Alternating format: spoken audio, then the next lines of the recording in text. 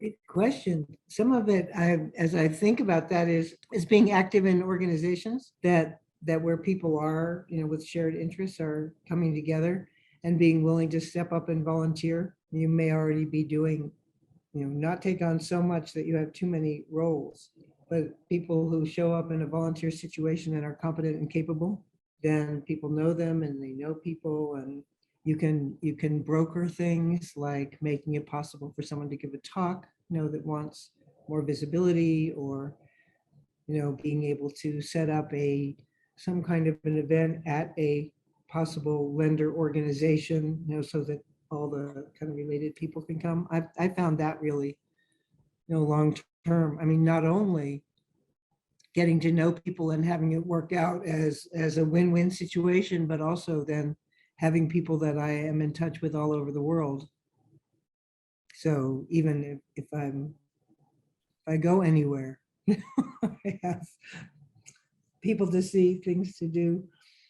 And in one case, it was so cool that I got introduced. I was going to a conference in India, and then I was working with a corporate client that had facilities over there, and they ended up arranging a whole day of going out and seeing things out in rural India that I never would have known or seen, or just that was one of the life highlight experiences that came out of just building a network. And it turns out that the person who was the connection was the daughter of somebody who lives down the street from me. So that isn't how I knew her. Yeah, I love that, just that having these several layers of network going on, and also not always having to be a leader and the volunteer, but showing up for meetings, because you show up, and people then they know who you are, and it really, and whether it's Zoom or whether it's in person, either way.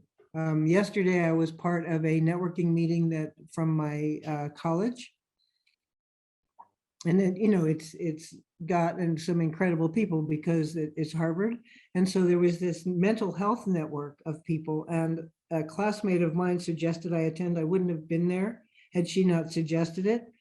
I went, and there are people doing just amazing stuff that if you had any interest, at all, anywhere from sheer scientific medicine to way over here energy work kind of stuff, that was all being shared. And I thought, am I going to sit through all these people's introduction? And it was just more and more interesting. So I think the combination of the curiosity and plugging into whatever networks are available. Before we were all online and had all of these options for connecting, we used to say that every person has 250 contacts, and so, be aware that it's not just the person that you're interacting with. So also I've had people, it's interesting how similarly the circles do overlap. Like I've just been asked to, be on a podcast that is somebody who's got a very similar background to me, but we didn't know each other. We came, and so we're just now linking up. So I think some of it is just that one thing leads to another, and follow those threads. Because I'm farther in my career, but in any direction that I would need a resource, I could think of, a couple of people that might lead me there, and in many parts of the world, which is kind of cool.